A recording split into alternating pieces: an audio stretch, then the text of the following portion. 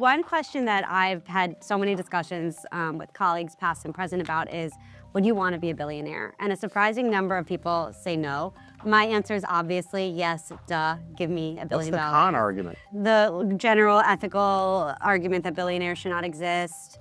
You know, more money, more problems. I'll fall on the sword. I will accept $1 billion. That's very brave of you, Peter. I think I would rather have $1 billion than be a billionaire. Being a billionaire carries a sort of, it's an identity, and you are expected to comport yourself in certain ways. I don't think, from what I'm understanding, at least, I would never want to be a billionaire who is in Washington. Congratulations, Mr. Kafka. As Donald Trump heads into his second administration, he's surrounding himself by billionaires. The net worth of those who are set to be on his staff is over $450 billion.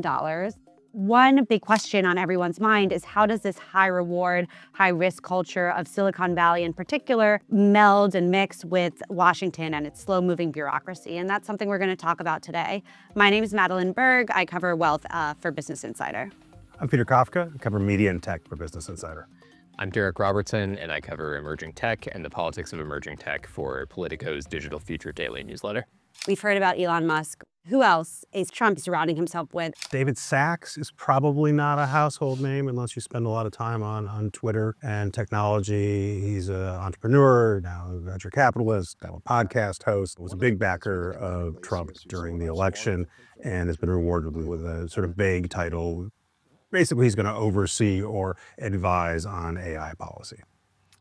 I had to chuckle to myself when you said David Sachs, and I immediately thought to myself, David Sachs, of course that's a household name. And then you said, if you spend a lot of time on Twitter, and I was like, okay, I am included in this category. The first person who came to mind to me thinking about this question is Jared Isaacman, who That's who I was thinking of too. Yeah, Trump's pick to be the NASA administrator. Isaacman became very wealthy as the head of a payment processing company, and now is best known to the public as a sort of cheerleader for the private space industry. And he's widely expected to kind of grow the synthesis between SpaceX, the rest of the private space industry, and NASA that we've already seen growing under the first Trump administration. And one thing I thought that was particularly interesting about him is he really has a connection to what he's doing, which I think that there are other billionaires who are in this administration who have nothing to do with what they've been put in charge with. Linda McMahon, Secretary for Education, she co-founded WWE. So that's like one where you're like, where did this come from? Is it just because of the donations? I think we are in a post-conflicts of interest world. Yeah. The first Trump administration was rife with those conflicts. Trump was somewhat restrained. He's not even pretending to be, there was a whole debate the first time around about would his holdings go into a trust, and, what would, his hotel empire do outside of the US, and Whether he was subject to the Emoluments Act. all of that stuff. And Trump had learned in the first administration that he can essentially, the conflicts of interest are just ideas. I think it's worth pointing out the conflicts of interest, but I don't think it's going to restrain them in any way. Peter is completely correct. We are beyond conflict of interest because these people are essentially setting policy for fields that they stand to massively profit from. And I think that it's important to point out a lot of this is legal. A lot of these people are not part of the official cabinet. That's right. They don't have divestment policies. They don't have to report everything. So a lot of these kind of looser positions are completely legal in continuing to invest in AI as they advise on it. There's no shock anymore. This is just the way things are. This is the way America is. And I think a lot of, wealthy people, members of various boards, it only took a little tiny nudge to accept that new reality, because as it always is for business, it's best to be on the good side of who's in power. Can you specifically mention any policies that you think that billionaires have their sights on, that they think will really benefit not just themselves, but the American people at large? AI is first and foremost. The sort of conventional wisdom is that we are entering an AI future, and the only issue is how is that power that AI is supposed to create, how is that going to be controlled or not controlled? That's sort of first and foremost. And then Andreessen, again, has been specific for years, saying that the restraints that sort of have built up in Silicon Valley in the last 8 years about platforms like Facebook ought to work and who ought to have responsibility for what should we learn from the mistakes of social media. And Andreessen's argument is what we should learn is to have zero regulation and sort of any sort of guardrails, and we should just go as fast as we can. I think this is an underappreciated thing about Elon Musk, which is that he seems to have an extremely sincere belief in the idea that AI could just kill us all. But you have a diverse range of what this is going to do. The thing that ties them all together, I believe, is the belief that they are going to be the stewards of this technology, and therefore that justifies their collaboration with government in setting policy terms and deciding how these technologies are going to be regulated or not. What about some of the non-VC billionaires that we're seeing, maybe not as part of the administration, but donating to the inaugural fund or, showing up at Mar-a-Lago? I'm thinking of Tim Cook. I'm thinking of Mark Zuckerberg. What do we think about this Jeff Bezos kissing of the ring? Donating to inaugural committees is a long-held tradition in Washington. Some, like Zuckerberg, have never done that before, but it's incredibly transparent that no one is debating what's happening. They are trying to get on Donald Trump's good side. People are pointing out Tim Cook giving $1 million. Tim Cook was one of the best sort of industry leaders at managing Donald Trump the first time around. Tim Apple. Tim Apple, he was happy to let Donald Trump take credit for things that he didn't do or literally weren't even true. He literally stood up with him at a press conference while Trump said, look at this factory that Tim Cook has built because of me, and none of that was true. And then privately, Tim Cook would be able to talk to Donald Trump and make sure that iPhones were not subject to the China tariffs. And I think everyone has picked up on that and said, all right, this is the way we're going to manage things going forward. For a very long time, Silicon Valley was really disconnected from government, really saw itself as separate from government, and Washington had sort of a disdain for it. And this is East Coast, old school thinking along with New York media. We're on the West Coast, we're creating the future. We don't care what government does, we're gonna build our own thing. Did the disdain go away, or are they more willing to work through that? I think they still have enormous disdain for the government. I think what they've decided is we can get in there now using just sheer raw power backed by our money, created by our money, and we can reshape this the way we want. And we should do that rather than having our futures reshaped by these bureaucrats. Legal scholars have questioned what's possible, what can they do? And a number of their suggested changes would have to go through Congress. How does the working style of billionaires, especially, I think, not only their working style, but their sense of self, clash with Washington bureaucracy? I think that what this class of billionaires is going to discover about Washington is that Congress is, for all their, whatever disdain they may have for it, Congress is an extremely powerful institution that has an extremely powerful network of incentives that are completely different from the incentives of corporate or private governance.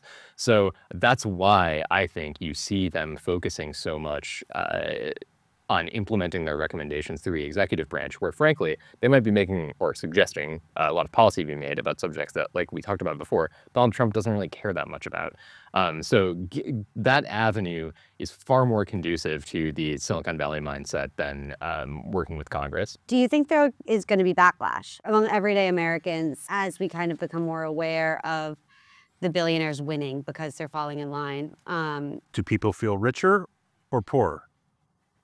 Yeah, that's the question. Yeah. It's entirely dependent on economic conditions. The dynamic that we saw during the first Trump administration was that if we had one of those days where you wake up in the morning and the Trump administration is doing something that we perceive as completely outre, out of the mainstream, the next thing that followed would almost uniformly be for people on social media to note, here are all the corporations that still donate to do business with the Trump administration.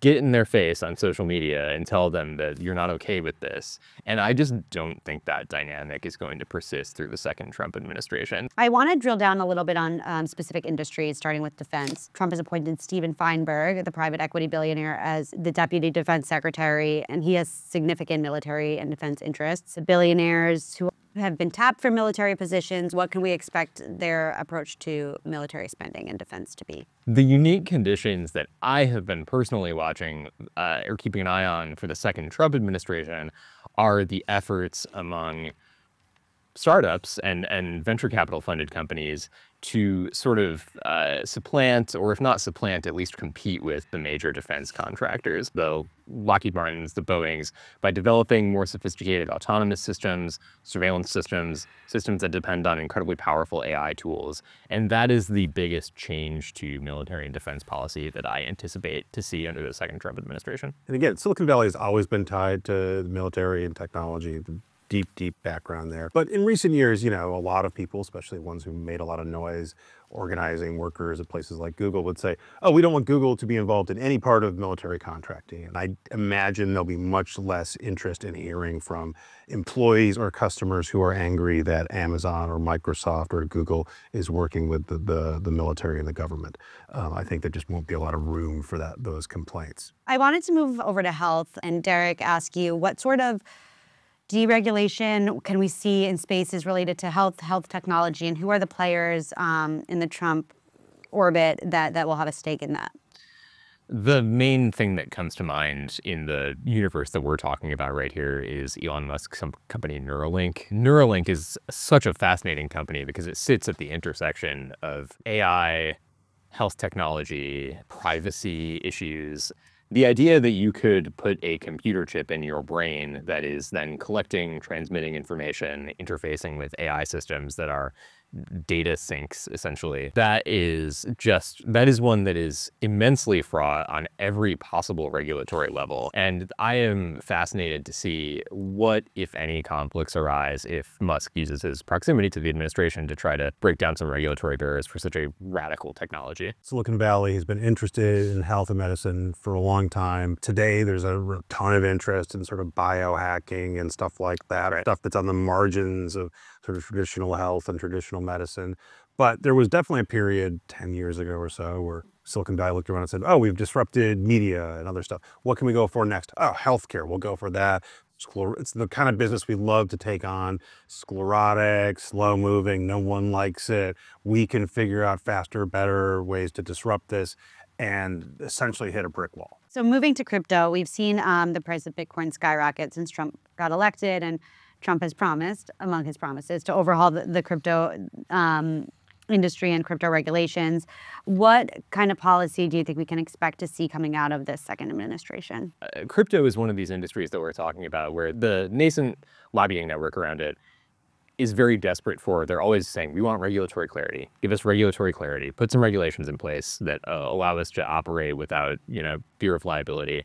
And what that will look like in practice, I think, will be largely oriented toward transferring a lot of power for enforcing crypto regulation from the Securities and Exchange Commission to the Commodity Futures Trading Commission, which is widely seen to be a more friendly regulator of crypto for various institutional reasons. That is something that I'm looking at legislatively. When it comes to what's under the power of the executive branch as headed by Donald Trump, I think it's subject to the same deregulatory powers as that he plans to use for most of everything. I mean, I think like Donald Trump has made pledges about making all Bitcoin mining happen in America, which is obviously not something even the US president can make happen because Bitcoin can be mined anywhere. So what I think he's really saying is mining crypto requires enormous energy. I think what he's saying is we'd like to make those environmental issues go away. But he's also talking about creating a Bitcoin reserve, either where one version is the US government actually owns a lot of Bitcoin and would they put that Bitcoin there or would they sell it off? And another version is the US government would actually go buy a lot of Bitcoin, which is just a direct wealth transfer from the US government to people who own crypto. But I think the worry from a lot of people is if crypto is way more intertwined in Americans' day-to-day life, or even if it's not involved in their day-to-day life, but just big institutions have a lot of exposure to it, and there's a Bitcoin crash, what does that mean? Do we see Silicon Valley titans anxious about those possibilities, or are they more? They're go, go, go. They're go, go, go. What can we expect Congress, influenced by these billionaires and influenced by Trump, to do about taxes? I mean, I think that the people who we're discussing would take fundamental issue with the idea that they receive any special benefit from the government. Silicon Valley billionaires think that they are giving society more than society gets from them. They think that they're beyond money. Yes, exactly. Yes. Marc Andreessen said something to that effect. He said, if you think Elon Musk is doing this for the money, you're preposterous. Now, the flip side is, I do think if you have $1 billion, you want more, whether or not you want to admit that to yourself. So they do want more money. But I think they would, if we hooked them up to a lie detector, they would say they honestly think they're doing this for the benefit of the country. There is so much economic inequality in this country. And on the face of it, and abstractly putting billionaires in power probably wouldn't help that, and wouldn't appeal to the people that the majority of Americans who voted Trump in. I don't know if that's true. Tell me. There's a lot of people who love the idea of billionaires and rich people, even though they're not rich, because they imagine they could one day be a rich person. And they admire billionaires and rich people, and they like that idea. They don't think a billionaire is a bad word. I think there's a difference between being a billionaire and being an elite. And Americans are maybe a little more resentful of the elite than of wealth in general. What about how is the incoming administration and kind of the billionaires that are part of it, how are they being embraced or not embraced by kind of the establishment GOP?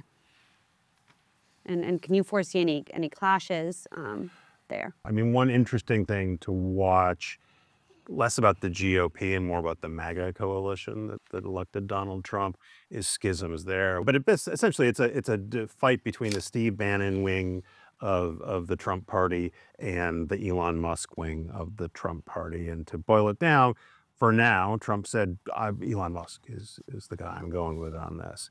But that is going to be an ongoing tension between, there's a whole bunch of people who voted for Donald Trump that have no interest in globalization. They really don't have a lot of interest in technology. And I think that's going to be the ongoing tension. This is a question that I did not have an answer to, but I'm curious if either of you do, which is there any upside in billionaires dabbling in politics?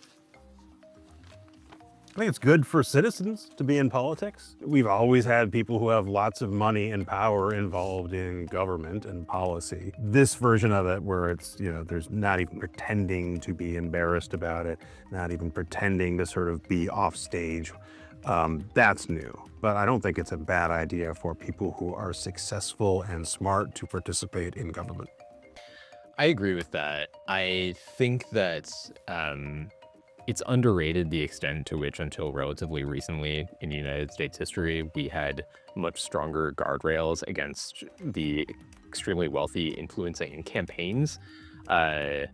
I am just barely old enough to remember that in 2000, John McCain made campaign finance reform a huge plank of his primary campaign, and it was essentially his signature issue. This was what separated him from George W. Bush, who was seen as more of a, an ally of the oligarchy, essentially. And campaign finance reform meant keep the influence of money out of politics, or reduce it, or have guardrails. Right. So if we're going to, there used to be just kind of this normative idea in American political life that it's okay for these people to participate in politics as long as we prevent them from having overweening or disproportionate influence compared to popular organization or civil society groups. That idea is gone, and do I personally think that's a salutary development? No. We're going to see what the downstream ramifications of it are in the years to come.